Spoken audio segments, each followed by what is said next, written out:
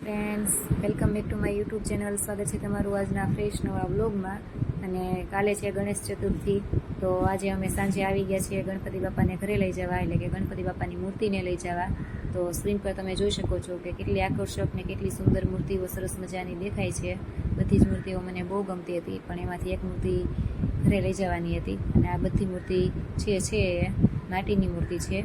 તો ચાલો મિત્રો, મેં એક મૂર્તિ પસંદ કરી લીધી છે અને હવે અમે પહોંચી ગયા છીએ ઘરે. આ મૂર્તિ મેં પસંદ કરી છે. તો ચાલો મિત્રો, કાલે ગણેશ ચતુર્થી છે, તો કાલે એનું આપણે સ્થાપન કરવાનું છે મિત્રો. તો ચાલો, મૂર્તિ ઘરે આવી ગઈ છે મિત્રો, ઘરે પહોંચી ગયા છીએ અમે. અને સાનવી પણ મારી પાછળ દોડતી દોડતી આવી ગઈ છે.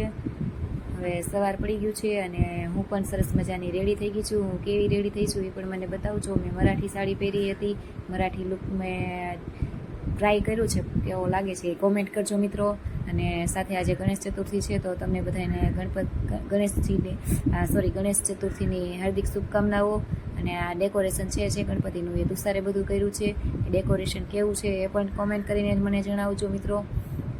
અને સાનવીને પણ મેં સરસ મજાની રેડી કરી દીધી છે. એને પણ મેં ચણિયાચોળી જે ધોતી જેવી એની છે એ પહેરાવી દીધી છે. અને અહીંયા હવે ગણેશ ચતુર્થીની આજે ગણપતિ બાપાનું સ્થાપન કરવાનું છે, તો એના માટે મેં અહીંયા ગણપતિ બાપાને ચાંદલો કરી દીધો છે, રીધિ સિદ્ધિને ચાંદલો કરી દીધો છે, મંગલ મૂર્તિને ચાંદલો કરી દીધો છે. હવે સાથે સાથે કળશમાં અને શ્રીફળમાં પણ સાથીઓ કરવાનો હોય છે, તો એ પણ હું કરી દઉં છું. અહીંયા પ્રસાદીનો થાળ પણ ધરી દીધો છે. અને હવે સમય થઈ ગયો છે ગણપતિ બાપાની આરતી કરવાનો, તો અહીંયા ગણપતિની હું આરતી કરું છું. સાનવી મારી પાછળ સંતાઈ ગઈ છે. સાનવીને કહું છું કે ચાલ સાનવી આવી જા, તો સાનવી પણ આવી જાય છે. અને સાનવીને હું અમે બંને આરતી કરીએ છીએ. અને મિત્રો, કોમેન્ટમાં લખવાનું ભૂલતા નહીં, ગણપતિ બાપા મોરિયા એમ. સાથે મારા વિડીયોને શેર કરજો ગમે તો, અને લાઇક કરજો મિત્રો.